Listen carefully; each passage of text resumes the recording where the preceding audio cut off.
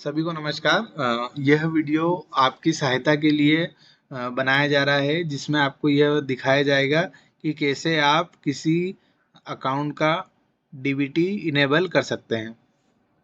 तो सबसे पहले आपको अपना क्रोम खोलना है। क्रोम ब्राउज़र में जाके यहाँ पे गूगल टाइप करना है। आपका गूगल ओपन होने के बाद आपको सिंपली NPCI की वेबसाइट पे जाना है। NPCI जैसे ही आप क्लिक करेंगे, लिखेंगे वहाँ पर, तो आपको इस तरीके का national payment corporation of India का एक वेबसाइट दिखेगा। उस पर आपको क्लिक करना है।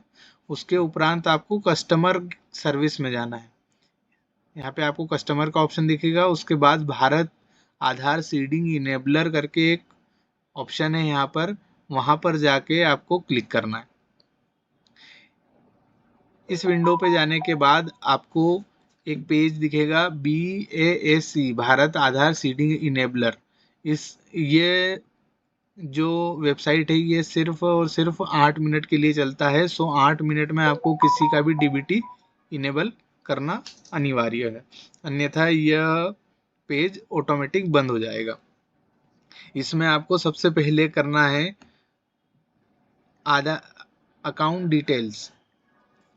अकाउंट डिटेल्स में आप आधार किसी का इनपुट करेंगे तो आपको यह पता चल जाएगा कि किसी व्यक्ति का आधार इनेबल है या नहीं। ठीक है। इसके बाद आपको किसी व्यक्ति का नया अकाउंट खुला है तो नए अकाउंट खुलने पे आधार सीडिंग और डीसीडिंग ऐप में आपको जाना है और उसमें आपको आधार नंबर डालना है। आधार डालने के बाद में सीडिंग डालना है। सीडिंग के बाद जिस बैंक में उसका आपको सीडिंग करना है, मतलब डीबीटी इनेबल करना है, उस बैंक का नाम आपको यहाँ पर सिलेक्ट करना है।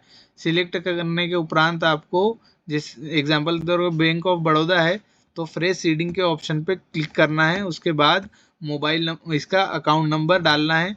ये एक बार 2 बार अकाउंट नंबर डालना होता है। यहाँ पे पहली बार अकाउंट नंबर, उसके बाद कंफर्म अकाउंट नंबर में डालना होगा। उसके बाद आपको यहाँ पर एक चेक बॉक्स दिख रहा है। चेक बॉक्स पर क्लिक करने के बाद आपको कैप्चा डालना है। कैप्चा डालने के बाद आधार का OTP आएगा और OTP आने के बाद आपको यह बताया जाएगा कि उसका डीबीटी इनेबल होगा या नहीं होगा। होगा तो आपको एक सक्सेसफुल का मैसेज आएगा। अगर उसमें डीबीटी इनेबल नहीं हुआ या फिर डीबीटी किसी और अन्य बैंक खाते से जुड़ा हुआ है तो इस कंडीशन में आपको वापस से इसी वेबसाइट पे आकर यहाँ पे आधार नंबर डालना है सीडिंग वाले में, फिर मूवमेंट वाले पे क्लिक करना है। मूवमेंट वाले पे जाएंगे, movement from one bank to another bank, और जिस बैंक में आपको उसको मूव करवाना है। जैसे अभी बहुत सारे एरर आए हैं जिसमें इंडियन पोस्ट पेमेंट बैंक से किसी का लिंक है, बहुत सारे हितग्राहियों का। उसमें अगर आपको इंडियन पोस्ट पेमेंट बैंक से bank of Baroda, bank of India या कि किसी और बैंक में आपको उसका डीबीटी एनेबल करवाना है तो आप यहाँ पर वो बैंक को चूज करेंगे। उसके बाद में अकाउंट नंबर 2 बार उस बैंक का लिखेंगे। मेन ये है कि आपको यहाँ पे movement from one bank to another bank का ऑप्शन सिलेक्ट करना होगा। उसके बाद आपको यहाँ पे कैप्चा डालना है, उसके बाद सबमिट कर देना है। ठीक है। ये आपके आधार सीडिंग का मतलब डीबीटी इनेबल करने का प्रोसेस है। अगर किसी व्यक्ति का आधार मैप्ड है ऑलरेडी तो यहाँ पर सिर्फ सिंपली आप आधार नंबर डालें, कैप्चा डालें, उसका OTP डालें तो स्टेटस बता देगा कि आधार किस अकाउंट से मैप्ड है।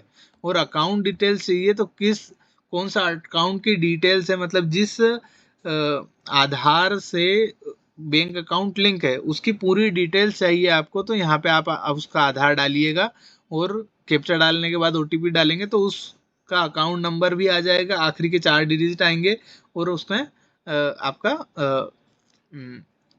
आधार पूरे अकाउंट की डिटेल्स आपको दिख जाएगी। ठीक है, धन्यवाद।